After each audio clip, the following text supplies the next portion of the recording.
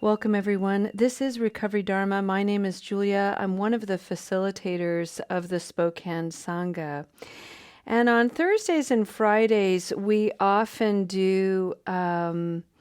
we just sort of take topics for the month, if there is one, or I like to explore some Buddhist principles and practices and make them applicable to the specifics of recovery and certainly reimagining recovery. Today, in a conversation prior to our meeting, a conversation I was joyfully having with our beautiful Sangha member Sandy, I was inspired to mention something in Buddhism called the Four Noble Reminders. And I'd like to go ahead and talk about those today and bring them forward in a very gentle and reflective way. So, for our practice today, may I invite you to just arrive fully to your practice. For me, that usually means I close my eyes. Right now, I'm sitting in the sanctuary of Soul Center with Lo. I'm on my cushion at my table. I've closed my eyes, and I've put my whole body in an alert but relaxed posture. My legs are crossed on my cushion. My belly is soft. My spine is straight. Several people have been repeating the wisdom of our lovely Sangha member Ryan, who likes to say, keep the spine upright and not uptight. I think that's so grand. My neck is relaxed. My shoulders, I've intentionally gently rolled my shoulders up toward my ears and rolled them back just a little bit so that I can engage the front of my body, particularly around my chest and my heart, making sure that that space is nice and open. It's really quiet in Soul Center. There's no music on. And I'd just like to take a moment for us all to come into this posture, come into whatever posture is alive for you. This is the one that's alive for me and is conducive for my mindful practice and my concentration. But again, if movement is calling for you, or maybe lying down or leaning back, Luma has a kitten on his chest. Lorian has a puppy. And there are many Sangha members with kitty cats and dogs, and we have friends who have scaly friends and lizards and feathered friends at home, all of whom are sentient beings who enjoy the Dharma. May they come to you and sit on your lap, crawl around your neck, nibble gently at your fingers and ears, reminding you to arrive fully to the beauty of this practice. And let's take a few moments of silence to simply breathe together.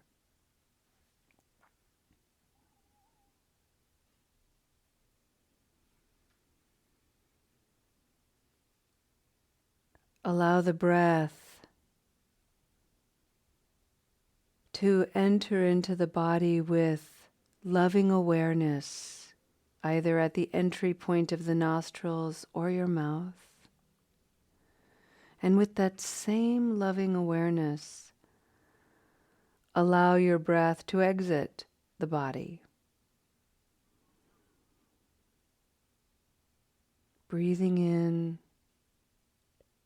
breathing out.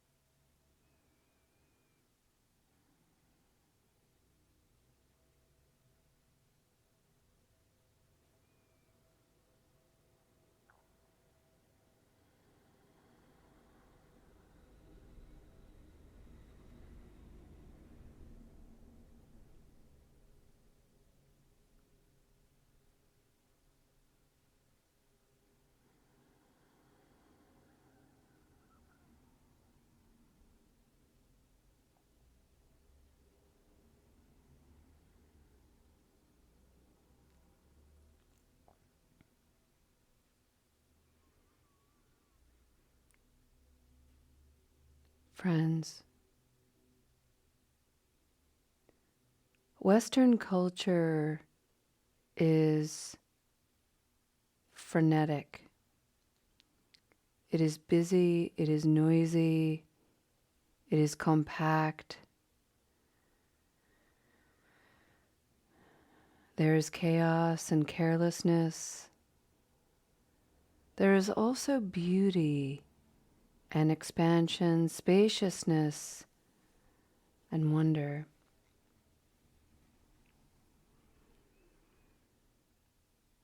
To practice the Dharma is to gain access to this spaciousness, to this beauty, to this wonder, and to share it in our day, particularly when we encounter things that are hurried and urgent, chaotic and frantic, panicked even in ways that might even be inflated or distorted. It's so important to remember that there's so much to gain when we practice during times that have ease and peace. We gain a lot of wisdom here, we gain a lot of presence, so that when we are in crisis, and we will be because that's the nature of this human experience, we can return to this practice of ease and peace and call from it some centering and some grounding. One of the most accessible ways of doing that is to breathe in and out with awareness. It's actually a physiological miracle. To breathe increases our capacity within our red blood cells. It increases oxygen throughout the body. With increased oxygen in every organ in the body, physiologically, things work better. The digestive system has an opportunity to calm down. The heart rate finds a more healthy rhythm. Areas in the brain associated with critical thinking and wise decision making are engaged with a little bit more clarity. Everything eases when we take a moment to simply breathe. It's that simple, and it's that profound.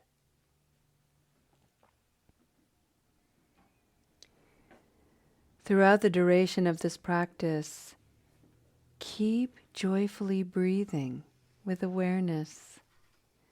It's okay if your mind wanders in thought and story. It's okay if you have to move because your body is experiencing discomfort or twinges. It's okay if you have feelings of boredom and insecurity. Allow all of that to be. And then smile and breathe. We're just breathing.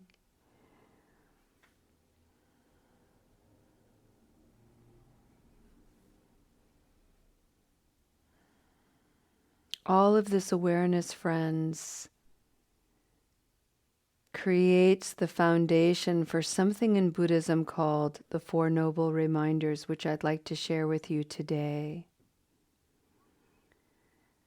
They sound lovely. They sound easy. They are.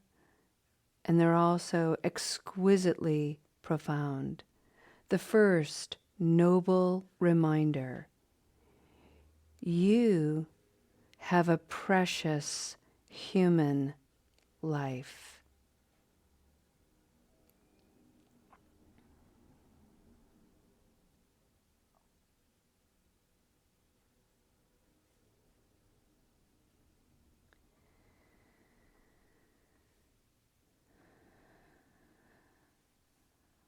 You have a precious human life. One of the aspects of this particular reminder worth bringing forward is when we're having to experience despair, disillusionment, hurt, which we're bound to experience as a whole human being.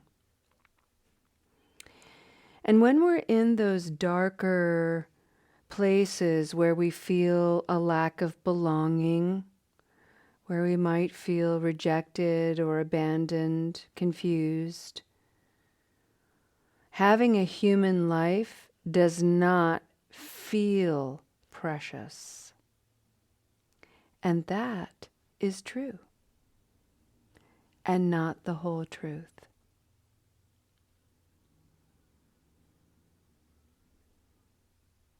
The truth is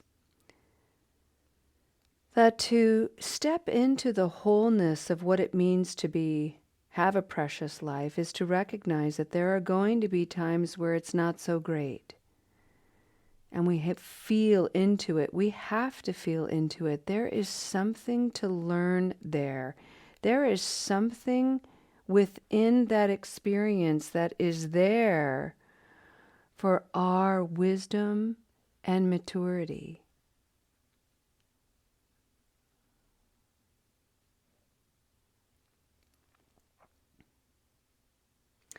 The second noble reminder is life is impermanent. The nature of reality is impermanent. What that means is everything is subject to change. So when you're feeling bewildered and despairing, confused and hurt, that is bound to shift.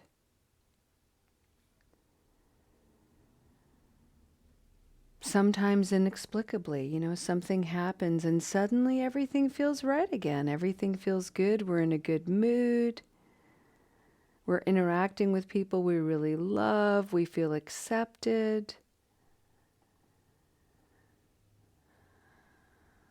Something we were manifesting came through.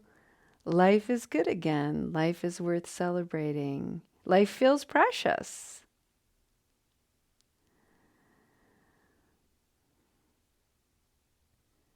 Until the next time when despair comes around or the next shoe drops.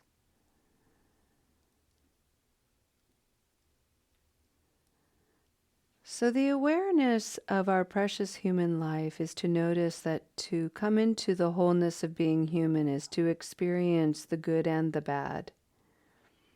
To not fear it, to know that either are bound to change, none of it's going to last forever. We don't have to work so hard to keep the good stuff going longer and to keep the bad stuff at bay. We can ease up on our control and let things be. Build a little space around what's happening. Get curious. Look deeply. Wonder, wow, look at all this sadness I'm experiencing. I wonder what this is all about.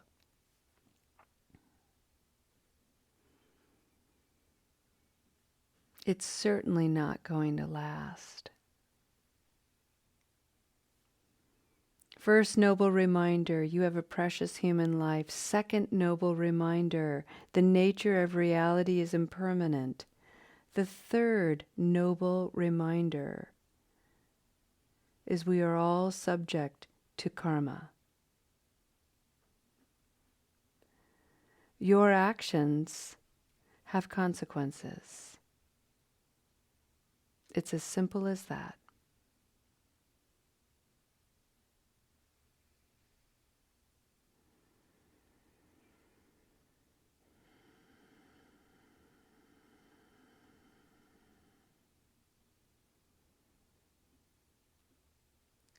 Standing before the consequences of our actions is not easy work. It takes a lot of honesty and acceptance. It takes humility and forgiveness.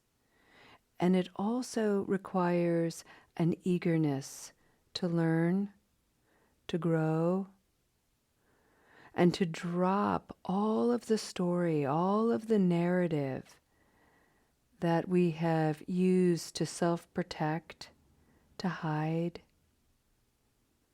to deny, to keep ourselves small. You have a precious human life, and chances are you have not been living up to the limitless, unbelievable magnificence of your preciousness.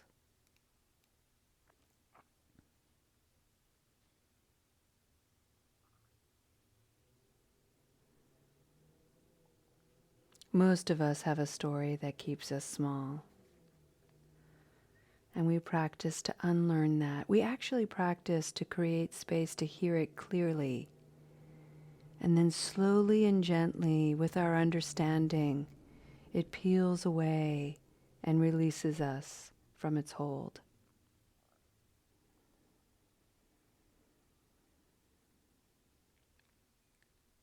Our good actions reflecting our Buddha nature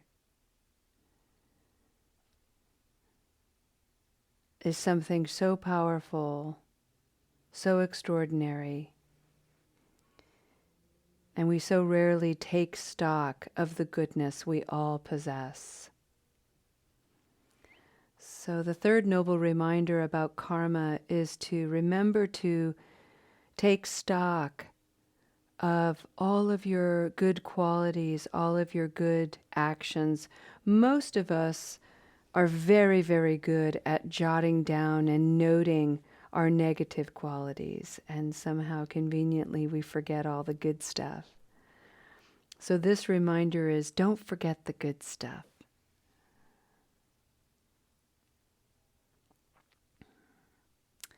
The fourth noble reminder is something called the folly of samsara.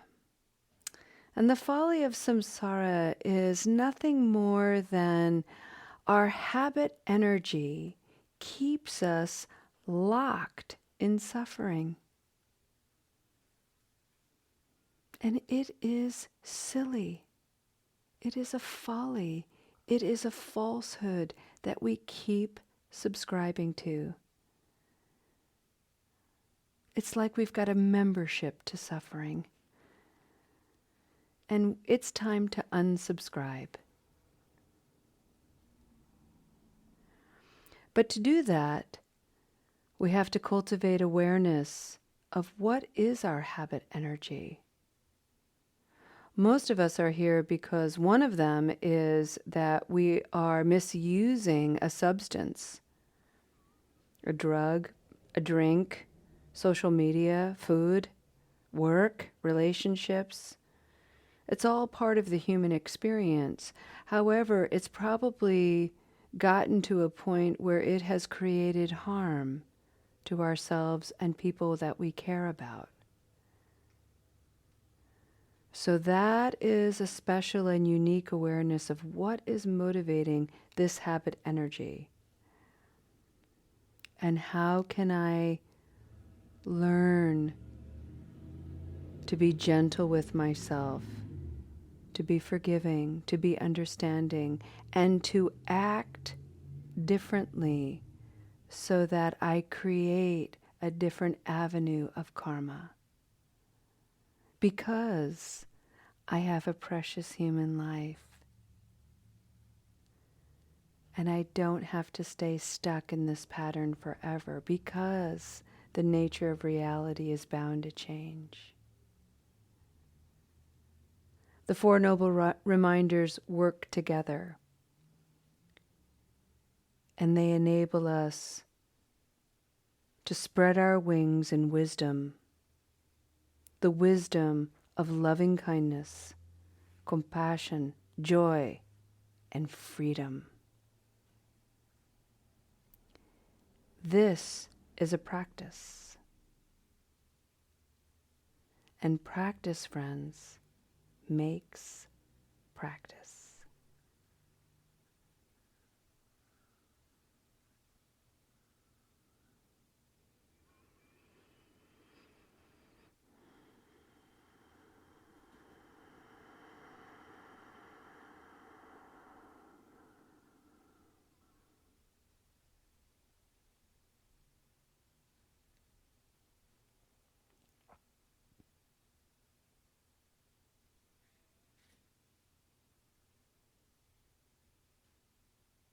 Breathe it in.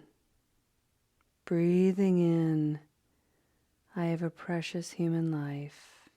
Breathe out, the reality of the nature of reality is impermanent. Breathe in, karma.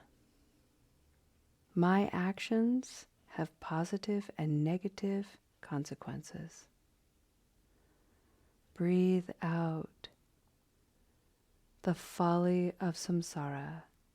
My habit energy deserves my attention and healing.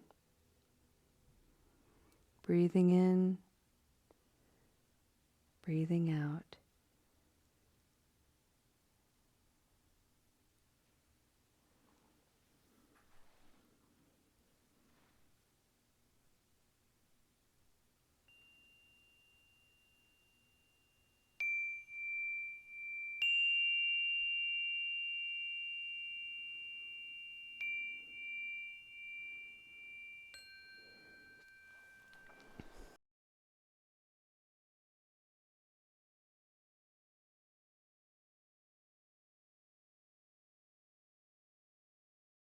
And with that, friends, let's go ahead and end our beautiful practice with a dedication of merit. And this is a chant, a song really, that is chanted at Sravasti Abbey, which is a Tibetan Buddhist abbey in Newport, Washington. Lo and I practice there fairly regularly. I've been there for practicing there for a number of years.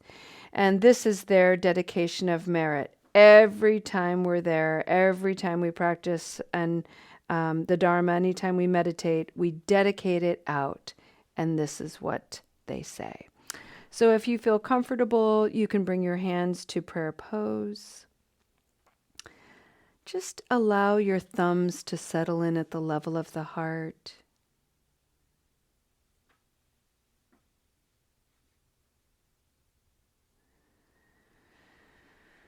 Due to this merit may we obtain the awakened state of Guru Buddha, that we may liberate all sentient beings from their suffering. May this precious Bodhi mind, not yet born, arise and grow. May that more have no decline, but increase forevermore. We are here to awaken from the causes and conditions of suffering, and in that awakening, we liberate the suffering of others. The precious Bodhi mind, your precious Buddha nature, is already there and available to you. May you tap into it with joy and gentleness. May you dare with courage to bring it forward, and may you know that you heal, and you heal the world when you do. Thank you so much for your beautiful practice today. We'll see you next time. Namaste.